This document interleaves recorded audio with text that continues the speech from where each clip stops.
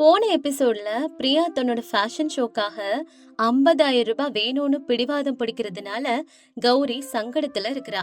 இன்னொரு பக்கம் ராகுலோட ஊக்குவிப்பால கௌரி தன்னோட டிகிரி தேர்வுகளுக்கு தயாராகிறா. பகல்ல வேலை, ராத்திரியில படிப்புன்னு தன்னோட போராட்டத்தை கௌரி தொடர்றா. தியாகத்தோட உருவம் அம்மான்னு தான் சொல்வாங்க. ஆனா பிரியாவுக்கு இன்னைக்கு அம்மாவாவே மாறிட்டா கௌரி. தங்கச்சி கேட்ட அந்த பணத்துக்காக தாங்கிட்ட இருந்த கடைசி ஆதாரத்தையும் பணைய வைக்கணும்னு நினைக்கிறா கௌரி. நகரத்துல பிரியா பொய்யான கௌரவத்தோட வாழ்றதுக்காக கௌரி தன்னோட சுயமரியாதையை விட்டு கொடுப்பாளா பாக்கலாம். அடுத்த நாள் காலையில அந்த ஊர்ல வட்டி குடுக்கிற ரங்கையா அவரோட வீட்டு முன்னாடி உட்கார்ந்துருக்காரு.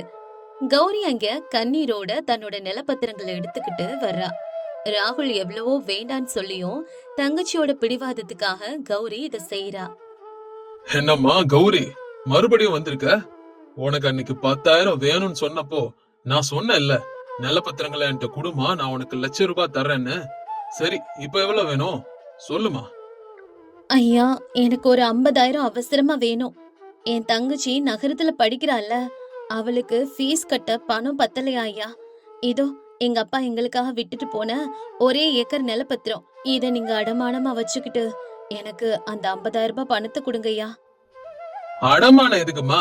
அப்படியே என் பேர்ல எழுதி கொடுத்துரு, நான் அதுக்கு பணம் கொடுத்துறேன். எப்படியும் உன் தங்கச்சி இங்க வந்து விவசாயம் செய்ய போறதில்ல, நீ கூட இப்ப படிக்க ஆரம்பிச்சிட்டல்லம்மா. இல்லங்கய்யா, இந்த நிலம் எங்களோட உயிர். கடனுக்காக மட்டும்தான் கொடுக்கறேன். என் தங்கச்சியோட படிப்பு முடிச்சதும் நான் கஷ்டப்பட்டு உங்க கடன் எல்லாம் கட்டிட்டு என் பத்திரங்களை மீட்டுக்கிறேன் ஐயா. நீங்க பணம் தரீங்களா ஐயா? சரிம்மா, ஓ இஷ்டம். இந்தா 50,000 ரூபா. ஆனா ஞாபகத்துல வச்சுக்க, வட்டி நேரத்துக்கு வரலனா இந்த நிலம் என்னோடதாயிடும். இங்க கையெழுத்து போடுமா. கௌரி கைரேகை தான் வப்பான்னு நினைச்சிட்டு இருக்கும் போது பேனாவெடுத்து அழகா கையெழுத்து போடுறா. ரங்கையா ஆச்சரியத்தோட பாக்குறாரு. அப்படியே அந்த பத்திரங்களை அடமான வச்சு 50,000 ரூபாய வாங்கி தங்கச்சி பிரியாவோட அக்கௌண்ட்ல போடுறா கௌரி. இந்த பக்கம் சிட்டில பிரியாவோட காலேஜ் கேம்பஸ். பிரியாவோட கையில 50,000 ரூபாய் கட்டா இருக்கு. அவ முகத்துல ஒரு கர்வமான சிரிப்பும் இருக்கு. அப்ப அவளோட நண்பனான விக்கி அங்கே இருக்கான். வாவ் பிரியா, நீ சொன்ன மாதிரியே பணத்தை ஏற்பாடு செஞ்சுட்டு போல. உன் ட்ரெஸ் இன்னைக்கே புக் பண்ணிடலாமா? மும்பைல இருந்து டிசைனர் பீஸ் வருது. அந்த ஃபேஷன் ஷோல நீ தான் ஹைலைட்டா இருக்க போற. நான் தான் சொன்னேன்ல விக்கி, என் அக்கா கிட்ட நான் கேட்டா மட்டும் போதும், எனக்காக எதை வேணாலும் செய்வா. இப்ப இந்த ட்ரெஸ்ஸால என் அந்தஸ்து என்னன்னு இந்த காலேஜ் ஃபுல்லா தெரிய போகுது. இந்த ஸ்னேகாக்கு வேற எப்பவுமே அவதான் பெஸ்ட்னு நினைப்பு. இதுக்கப்புறம் தெரியும் யாரு பெஸ்ட்னு. ஆனா பிரியா, எப்படி உங்க அக்கா இவ்ளோ பணத்தை உடனே அனுப்பிச்சாங்க? உனக்கு ஃபீஸ் கட்டவே கஷ்டமா இருக்குன்னு நேத்து கூட என்கிட்ட சொல்லிட்டு இருந்தீங்க. அது நான் சும்மா சொன்னேன். எங்களுக்கு நிறைய சொத்தெல்லாம் இருக்குன்னு சொன்னேன்ல, அதுல இருந்து வந்திருக்கும் இந்த வருமானம்.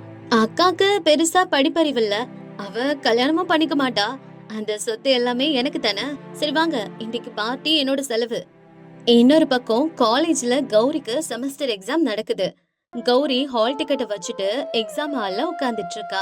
அவளை சுத்தி இருக்க ஸ்டூடெண்ட்ஸ் எல்லாம் கௌரிய பார்த்து ஒரு மாதிரி அவங்களுக்குள்ள பேசிக்கிறாங்க. இந்த வயசுல இந்த அம்மாவுக்கு எதுக்கு பரிச்சை? வீட்டுல சமையல் செஞ்சுட்டு இருக்கதை விட்டுட்டு பரிச்சை எழுத வந்திருக்காங்க. கொடுமை. அம்மா சரஸ்வதி தாயே, என் தங்கச்சி படிப்பு இல்லைன்னு அவமானப்படுத்தினால அவ முன்னாடி நான் படிச்சு ஒரு பெரிய ஆளா வரணும். என்ன வேலைக்காரியா பார்த்தவ ஒரு படிச்ச அக்காவா என்ன பார்க்கணும். அதுக்கு நீதான் உதவி பண்ணும் தாயே.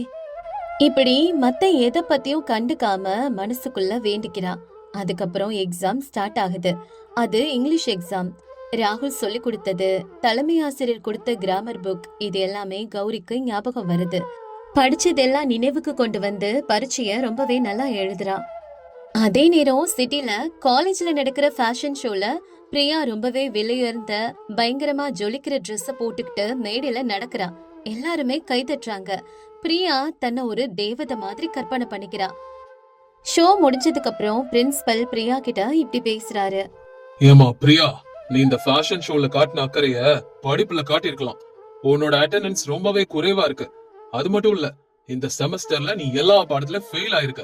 உன்னோட பேங்க் அக்கவுண்ட்ல வேணா நிறைய பணம் இருக்கலாம், ஆனா உன் தேர்வு முடிவுல எல்லாமே பூஜ்யம் தான். உன் பேரண்ட்ஸ்க்கு இன்ஃபார்ம் பண்ணணும். என்னது, நான் ஃபெயிலா? சார், இதுக்கப்புறம் படிச்சிடுறேன் சார். தயவு செஞ்சு வீட்டுக்கு மட்டும் போன் பண்ணிடாதீங்க. அக்காவுக்கு தெரிஞ்சா பணம் அனுப்புறது நிறுத்திடுவா. ஆனா பிரின்சிபலுக்கு நல்லாவே புரியுது, பிரியாவுக்கு அப்ப கூட படிப்பு மேல அக்கறை இல்ல, பணம் வர்றது நின்னுரும் தான் அவ அப்படி பேசுறான்னு தெரிஞ்சுக்கிறாரு. இந்த பக்கம் கிராமத்துல ராகுல் கையில ஒரு நியூஸ் பேப்பர் எடுத்துக்கிட்டு கௌரி வீட்டுக்கு வர்றான். ரொம்பவே பரபரப்பா வந்து அவன் கௌரி கிட்ட இப்படி பேசுறான். கௌரி, கௌரி எங்க இருக்கிற? சீக்கிரம் வா கௌரி. எங்க இருக்க கௌரி? என்னாச்சு ராகுல்? ஏன் இப்படி கத்திட்டு இருக்க? எதுவும் பிரச்சனையா ராகுல்? கௌரி, நான் சந்தோஷத்துல கத்திட்டு இருக்கேன். இங்க பாத்தியா, உன்னோட எக்ஸாம் ரிசல்ட் எல்லாம் வந்துருச்சு. நீ டிகிரில நம்ம மாவட்டத்திலே ஃபர்ஸ்டா வந்திருக்க. அதாவது யுனிவர்சிட்டில டாப்பரா வந்திருக்க. பேப்பர்ல உன் போட்டோ எல்லாம் போட்டிருக்காங்க பாரு. நிஜமாவா தம்பி? என் மக படிப்புல ஆளா வந்துட்டாளா? உண்மையாவா? ஆமா அத்தை, உண்மையதான் சொல்றேன். கௌரி சாதிச்சுட்டா. இப்ப கௌரி ஒரு சாதாரண கூலி தொழிலாளி இல்ல, ஒரு சாதனையாளர். நாளைக்கு கலெக்டர் ஆபீஸ்ல கௌரிக்கு பாராட்டு விழா நடக்க போதாம். அப்பா, உங்க பொண்ணு ஜெயிச்சிட்டாப்பா. நான் ஜெயிச்சிட்டேன்ப்பா. ஆனா இந்த விஷயத்தை என் தங்கச்சி கிட்ட எப்படி சொல்றது ராகுல்? அவ பரீட்சையில ஃபெயில் ஆயிட்டான்னு எனக்கு தெரியும். இப்ப சொன்னா அவ மனசு கஷ்டப்படுமா என்னன்னு எனக்கு தெரியலையே. கௌரி பிரியாவுக்கு போன் பண்றா. பிரியா அழுதுகிட்டே போன் எடுக்கிறா. அக்கா, நான் ஃபெயில் ஆயிட்டேன்க்கா. காலேஜ்ல இருந்து என்ன டிஸ்மிஸ் பண்ணிடுவேன்னு பிரின்சிபல் சொல்றாங்கக்கா. என் ஃப்ரெண்ட்ஸ் முன்னாடி எனக்கு மானமே போயிடுச்சுக்கா. எல்லாரும் என்ன கேலி பண்ணி சிரிக்கிறாங்கக்கா. எனக்கு பயமா இருக்குக்கா. இப்ப நான் என்ன செய்யறதுக்கா? எனக்கு ஒண்ணுமே புரியலக்கா. அழாத பிரியா. எப்பவுமே பணத்தால ஆடம்பரமான Dress வேணா வாங்கலாம். ஆனா மூளையில இருக்க அறிவை சந்தையில வாங்க முடியாது. நீ ஃபெயில் ஆயிட்டேன்னு கேக்குறதுக்கு எனக்கு ரொம்ப கஷ்டமா இருக்கு. ஆனா இதே நேரத்துல உனக்கு ஒரு உண்மையை சொல்லணும்னு நினைக்கிறேன். நீ யார படிக்க தெரியாதவ முட்டாள்னு கேலி பண்ணியோ, அதே அக்கா இன்னைக்கு டிகிரி ஃபர்ஸ்ட் இயர்ல மாவட்டத்திலே முதலிடம் பிடிச்சிருக்கேன். அதுக்காக நாளைக்கு எனக்கு கலெக்டர் ஆபீஸ்ல அவார்டு கொடுக்க போறாங்க. அக்கா, நீ என்ன சொல்ற? உனக்கு ஒழுங்கா எழுத படிக்க கூட தெரியாதே. நீ எப்படி மாவட்டத்துல முதலிடம் பிடிப்ப? நீ விடிய காலையில எந்திரிச்சா அந்த சேத்துலயோ அந்த மண்ணிலையும் தான் கிடப்ப. நீ என்னை ஏமாத்த, என்ன வெறுப்பேத்து தனக்கு அப்படி எல்லாம் சொல்லிட்டு இருக்க. இது உண்மை இல்ல. இல்ல பிரியா, இது சத்தியமான உண்மைதான். நீ என்ன வேலைக்காரின்னு அன்னைக்கு அவமானப்படுத்தினப்பவே நான் இந்த சபதை எடுத்தேன். நீ எனக்கு படிப்பறிவில்ல நினைச்சுதான் அன்னைக்கு கேலி பண்ண. இப்ப உன்னோட படிப்பறிவில்லாத நிலையை பார்த்து நானே வெக்கப்பட வேண்டியது இருக்கு. நான் உனக்காக நான் உயிரா நினைக்கிற அந்த நிலத்தை அடமான வச்சு 50,000 ரூபாய் அனுப்புனேன். அந்த பணத்துல நீ மாடர்ன் Dress வாங்கின. ஆனா அதே நேரத்துல பட்டினி கிடந்து நான் புத்தகங்களை வாங்கினேன். இப்ப வாச்சும் கண்ணை திறந்து பாரு பிரியா. இந்த உலகத்துல யாரு வசதி என்ன? போத நிறுத்துக்கா. நீ இதுக்கப்புறம் எனக்கு அட்வைஸ் பண்ற வேலை எல்லாம் வச்சுக்காத. நீ என்னை விட பெட்டர்னு நிரூபிக்கிறதுக்காக என்ன இப்படி எல்லாம் பேசி காயப்படுத்துறியா? நீ டாப்பர் ஆனா எனக்கு என்ன? என் மான போயிடுச்சுன்னு சொல்ற. நீ ஜெயிச்சு இன்னும் என்ன கஷ்டப்படுத்துற. ஐ ஹேட் யூக்கா. உன்னோட அந்த டாப்பர் பட்டம், அந்த விருது எல்லாத்தையும் உன் கூடவே வச்சுக்க. இனிமே எனக்கு போன் பண்ணாத. நானுமே உன்கிட்ட பேசவும் மாட்டேன். போனை வைக்க முதல்ல. அப்படி கோபமா சொன்ன பிரியா போனை கட் பண்றா. கௌரியோட வெற்றி பிரியா கிட்ட மாற்றத்தை கொண்டு வரதுக்கு பதிலா பொறாமைய இன்னும் அதிகப்படுத்துச்சு. தன்னோட அக்கா தன்னை விட சிறப்பா படிக்கிறாங்கிற உண்மைய பிரியானால தாங்கிக்கவே முடியல. ஆனா கௌரியோட பையனும் இதோட நிக்காது. தன்னோட தங்கச்சிய மாத்த கௌரி அடுத்து எடுக்க போற முடிவு என்ன?